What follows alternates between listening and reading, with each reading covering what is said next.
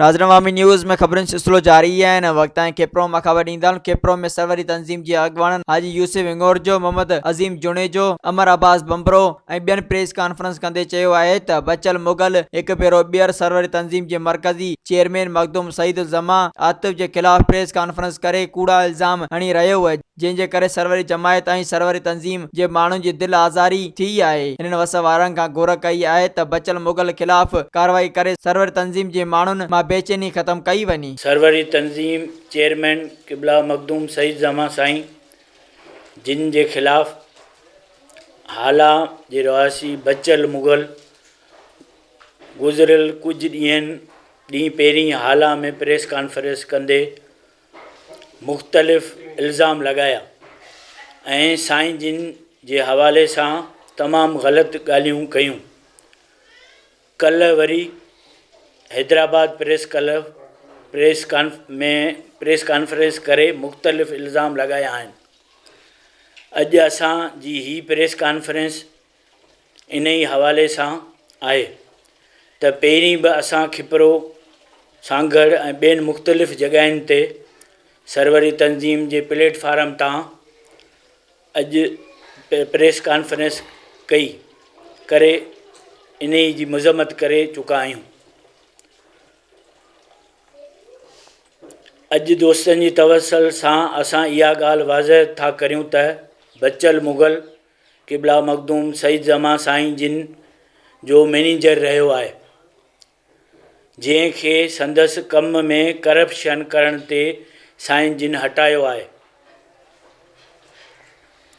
तंहिं इन ई खां पोइ मुख़्तलिफ़ इल्ज़ाम लॻाइण शुरू कया आहिनि। असीं बचल मुगल जी लॻायल इल्ज़ामनि जी सख़्ती सां मज़म्मत करियूं था ऐं इहो सम्झूं था त असां साईं जिन जी साख खे नुक़सानु रसाइण जी कोशिशि करे पियो, जेका नाकाम थींदी। खेसि इहो ॿुधाइणु चाहियूं था त पंहिंजे माज़ी खे यादि करे क़िबला साईं जिन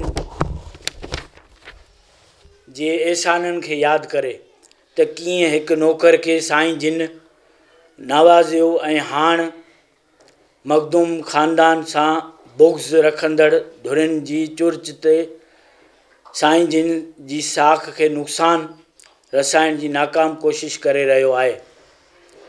जंहिं लाइ वस वारनि खे गुज़ारिश था करियूं त हिन ब्लैक मेलर खे गिरफ़्तार करे कूड़े इल्ज़ामनि जो अज़ालो कयो वञे।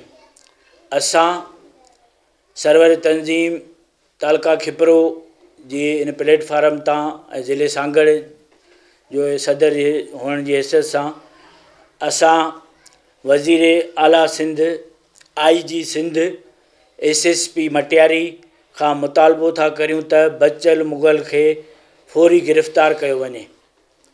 ॿी सूरत में सरवरी तंज़ीम पंहिंजो एहतजाज जो दाइरो वधाईंदी, जंहिंजी ज़िम्मेवार इंतिज़ामिया हूंदी। सरवरी तंज़ीम क़िबला मखदूम सईद जमा आतिफ़ असांजा सरवरी तंज़ीम जा चेयरमैन आहिनि। उन्हनि सां इंशाअल्लाह सॼे सिंध पूरे पाकिस्तान जी सरवरी तंज़ीम ऐं असांजी सरवरी जमायत सभु साईं सां गॾु आहियूं। उन्हनि जे असांखे सिर्फ़ु हुकुम जी जेको इंतज़ारु आहे।